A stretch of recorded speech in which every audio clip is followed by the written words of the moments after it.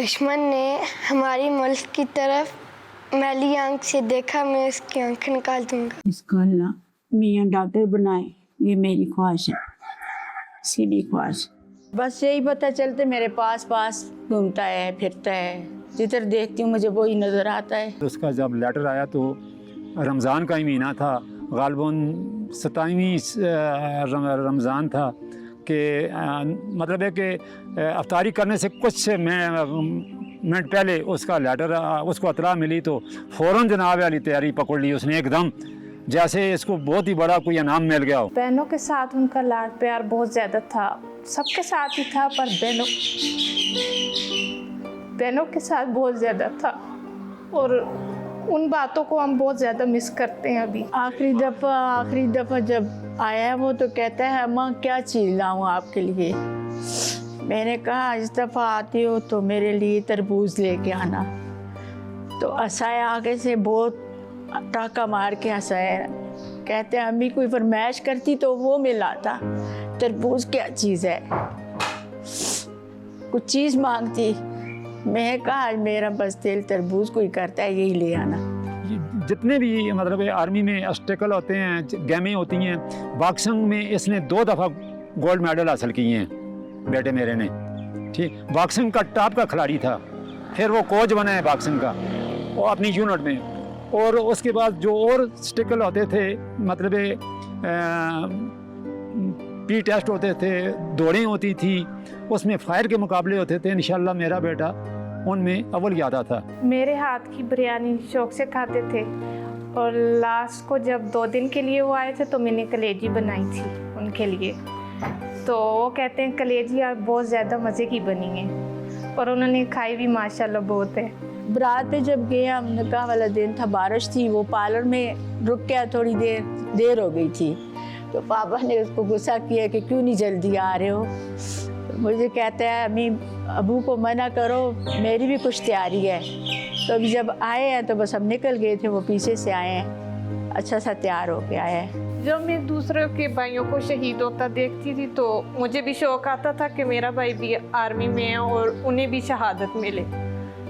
लेकिन जब उन्हें मिली तो सुना तो कुछ भी नहीं रहा। हमें बहुत ज़्यादा, हद से ज़्यादा दुख हुआ इस बात का। जब वो अपने दोस्तों के साथ बैठता था तो ये उनको कहता था, आखिर में ये लाजमी बात करता था, यार दुआ करें मेरे साथ, मेरे लिए दुआ करें कि अल्लाह ताला मुझे शहादत की मौत दे।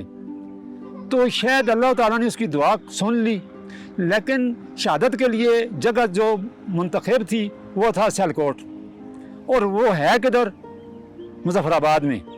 अभी वहाँ से ये हुआ कि इसने अपने सीयू साहब से कहा कि सर मैंने सियालकोट जाना है, जो नई यूनिट 74 बलोच खड़ी हुई है, वहाँ से ट्रांसफ़र करा के अपनी ये 29 74 बलोच सियालकोट चला गया जी। 74 बलोच में जाकर इसने 2-3 साल बड़ी डिप्टी, बेहतरीन डिप्टी इसने की है। फिर जब ये एक पोस्ट पर था, एक पोस्ट पर ये डिप्टी कर रहा था, और पोस्ट ऐसी थी कि जहाँ पर बिल्कुल फ्री स्टाइल पोस्ट थी, मतलब कोई ऐसे मामलात नहीं होते थे, लड़ाई झगड़ा नहीं होता था, उनकी तरफ से फायरिंग नहीं होती थी, इनकी तरफ से भी नहीं होती थी। वो मतलब एक तरीके से ईजी पोस्ट थी मतलब है। लेकिन अभी 9 मई का जो ये वाक़या है कि 9 मई ये फिर अपने डेड कमांडर के साथ उसने कहा सर कि मैंने जाना है, वो जो गेल फारवर्ड पोस्ट है मैंने वहाँ जाना है। यार हम और आप इधर उधर क्या करते हो, लेकिन उसने बस अपनी मनाई और वो गेल फारवर्ड पोस्ट पर जाने के लिए तैयार हो गया। और जिस वक्त वो दरिया के पास पहुँचे, दरिया से पार सामने उनको कश्ती लेकर गई है, क्योंकि पुल के दरिया के ऊपर तो पुल था नहीं कि गाड़ी कोई लेकर जाती। तो वो दरिया जो है आधा इंडिया की तरफ है, आधा पाकिस्तान की तरफ है। तो वो फिर दरिया के पास जब गए हैं तो वहाँ से उसको कश्ती पार किनारे पर लेकर गई है। जब कश्ती पर वो बैठा है तो उसने जब वो कश्ती पर बैठ रहा था तो उसका दोस्त उसकी वीडियो बना रहा था। जब उसने वीडियो उसकी बनाई है तो कश्ती पर बैठते बैठते वो ये कह रहा है यार बना लो, हंसते हुए कह रहा है। ये भी नहीं है कि एक खौफ होता है, तारी होता है बंदे के ऊपर, बिल्कुल मुस्कुराहट है उसकी कि बना ले यार बना ले, क्या पता है ये ज़िंदगी की आखिरी वीडियो हो। तो अल्लाह ताला फिर वो सामने आगे पोस्ट अपनी पर गया। पोस्ट पर जब गया तो वहाँ पर अपना खाना माना अपने दोस्तों के साथ 9 मई है अभी, 9 मई है, उसने अपनी जो बॉर्डर लाइन की जो मतलब यूनिफॉर्म होती है वो पहनी, अपनी डिप्टी पर खड़ा हो गया। रात तकरीबन 11 का टाइम था कि इनके ऊपर दुश्मन ने, मकार दुश्मन जो है वो उसने इनके ऊपर फायर कर दिया। जब फायर किया तो उसने लांस हवलदार आमिर शराज ने बड़ी बहादुरी, दिलेरी और जुर्रत के साथ उसका मुकाबला किया। तकरीबन 2 घंटे तक ये मुकाबला करता रहा और उस दौरान उनके कई काफिरों को जहन्नम वासल किया और कई को ज़ख्मी किया और उनका माली नुकसान किया। मैं कहता हूं कि जिस जुर्रत और बहादुरी से लड़ा है वो साबित कदम रहा है। कोई कम ही लोग होते होंगे जनाब अली जी उस जुर्रत के, और 2 बंदे होते हैं। जो उसके पास हथियार था, उस वेपन को इस्तेमाल करने के लिए 2 बंदे होते हैं। एक बंदा आगे से उसके मतलब RPG-7 उसको कहते हैं उस हथियार को, उसके एक आगे से गोला उसको डालता है और ये फायर करता था, और जो गोला डालने वाला होता था नीचे बंकर में चला जाता था। ये ऊपर अकेले ही था, ठीक है जी। और इसने 2 घंटे तक मुकाबला किया, उनके कई काफिरों को जहन्नम वासल किया और कई को ज़ख्मी किया और उनका माली नुकसान किया। आखिर पर एक गोला उसके सामने आकर गिरा जिसका उसको एक शैल लगा और ज़ख्मों की ताब न लाते हुए वो शहीद हो गया और अल्लाह ताला के यहाँ उसको शहादत का दर्जा मिल गया। इत्तला मिली है, रात को तो पता ही नहीं था कि जंग शुरू हो गई है। हमें तो पता ही नहीं था, हम तो सो गए थे। उसने कॉल भी नहीं की उस दिन। सुबह जैसे ही मैंने 10 बजे काम शाम ख़त्म किया है मेरी बहू ने, मैंने बस इत्तला आ गई है, अबू की तरफ कॉल आ गई है कि आपका बेटा आमिर है वो ज़ख्मी हो गया है, आपने पहुंचना है लाहौर। बस वो टाइम जो था मेरे पर क़यामत थी। बस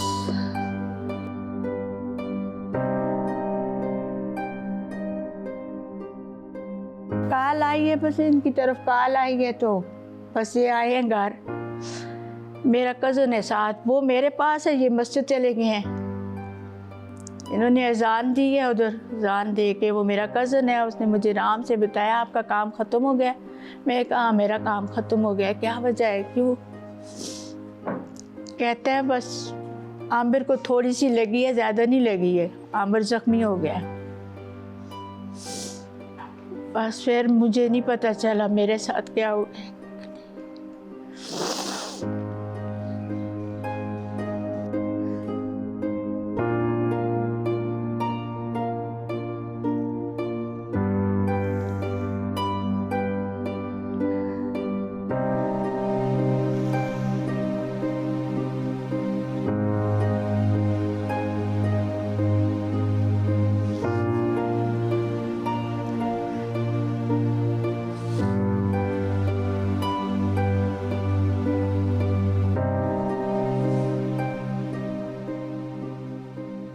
रात 11 बजे हम उसके पास पहुँचे हैं, जाके हॉस्पिटल में उधर देखा है, बस बेहोश था। मैं अपने कज़न के घर में बैठा हुआ था, तकरीबन 10 साढ़े 10 का टाइम था जब इतला मुझे मिली है जी। सफदर मेजर साहब थे, मुजम्मल साहब, उन्होंने कॉल की है कि आप जी लांस हवलदार आमिर के वालिद बोल रहे हैं। मैंने कहा जी मैं बिल्कुल बोल रहा हूँ। कि जी लांस हवलदार आमिर के कितने बच्चे हैं? जब बच्चों की उसने बात की है तो मैं फ़ौज में रह कर आया हूँ, मुझे पता है कि जब बच्चों की बात हो तो समझो कि गड़बड़ है पीछे। मैंने कहा जी उसके 4 बच्चे हैं, मैं ख़ुद फ़ौज में रह कर आया हूँ, मेरे में इतनी बर्दाश्त है, आप मुझे ये बताएं क्या मसला क्या है। उन्होंने ये कहा कि आमिर शराज जो है वो आगे बॉर्डर पर था, लड़ते लड़ते वो ज़ख्मी हो गए, इतना मसला नहीं है, इस वक्त वो लाहौर CMH अस्पताल में एडमिट है, तो ये 10 तारीख की बात है, तो आप उधर आ जाएं। जब ये मैंने बात सुनी है तो मेरा तकरीबन BP इतना लो हो गया था, बार बार जाऊं वापस आऊं, फिर जी उधर चला जाऊं जी। अभी मैं फिर नमाज का टाइम हो गया, मैंने बीवी को नहीं, अंदर आया हूँ, ये कपड़े धो रही थी, मैंने इसको नहीं बताया। फिर करते करते करते करते नमाज का टाइम हुआ है, मैंने जाकर अजान दी है और पीछे से मेरा जो कज़न था उसने मेरी बीवी को बता दिया। फिर जब नमाज़ पढ़ कर आए हैं तो उसने आपने मुझे बताया नहीं था। मैंने कहा यार मैं तुझे क्या बताता। सुबह का टाइम था तो गर्मी थी, मैं इधर ही होती मम्मी के पास। तो मामू मेरे आए, उन्होंने कहा कि आपके भाई को लग गई, जख्मी हो गए हैं। उन्होंने ये नहीं बताया कि सीरियस मामला है, उन्होंने कहा कि बाजू में उन्हें लगी है। जिसको देखती हूँ मुझे वही नज़र आता है। मैं कहती हूँ ये आंबर ही है, ये बड़ा बेटा है मेरा, ये जब बाहर जाता है तो पीछे से मैं कहती हूँ ये आंबर ही है। वालदा को संभालना भी बहुत मुश्किल है, उन्हें तो चुप करवाना तो बस अपनी मतलब मर्जी से हो जाए तो हो जाए, वैसे कोई उन्हें चुप करवा नहीं सकता कि जब भाई को याद करती हूँ। ईद आ गई, कुर्बानी वाली ईद आ गई। जिस वक्त तो इन्हीं के ब्रिगेड कमांडर थे, वो ईद पर हमारे लिए वो गिफ्ट भी फूल लेकर आए, फ्रूट था वो लेकर आए। तो वो मेरे साथ अंदर गए, मुझे मिले, फिर वो अंदर गए तो आमर के साथ भी उनकी थोड़ी सी इशारों में हुई। तो आधा एक घंटा वो खड़े, फिर वो वापस बाहर आ गए। तो जब बाहर आए हैं तो मुझे उन्होंने कहा कि अंकल आपका बेटा शहादत की तलब रखता है, आप जो हैं उसके लिए दुआ ये कर रहे हैं कि सलामती वाली ज़िंदगी दे। तो बेटा आपका अगली मंजिल उसने बिल्कुल देखी हुई है, आप दुआ करके उसको मतलब है उसके आगे आड़े आ रहे हैं। तो बस फिर मैंने उसके बाद यही दिल में सोचा, मैंने कहा कि ऐ मौला करीम, एक माँ अपने बच्चे से कितना प्यार करती है, सबसे ज़्यादा बढ़कर प्यार करती है। तू तो 70 माँ से बढ़कर प्यार करता है अपने बंदे के साथ। तू जो कुछ इसके लिए बेहतर समझता है मौला करीम तू इसके लिए वही कर। मुझे मंजूर है, मैं तेरी इस रज़ा के साथ राज़ी हूँ। हिंदुस्तान को मेरा यही जवाब है कि आज भी ऐसी बहनें मौजूद हैं जो अपना भाई वतन पे कुर्बान कर सकती हैं। उनका इतना बड़ा दिल है कि वो अपना भाई अल्लाह की राह में कुर्बान कर। आंबर की तरह कोई बच्चा होगा जो जज्बाती होगा, वो उसका मुंह तोड़ जवाब देगा और उसका मलिया मेट हो जाएगा। जैसे मेरे आंबर ने शाना पिशाना हो के उनका सब कुछ तबाह किया है, ऐसा ही कोई बच्चा और उठेगा। मैं तो यही कहती हूँ भारत को, हमारे साथ पंगा लेना तो अच्छा है, लेगा तो ऐसा ही अंजाम होगा उसका।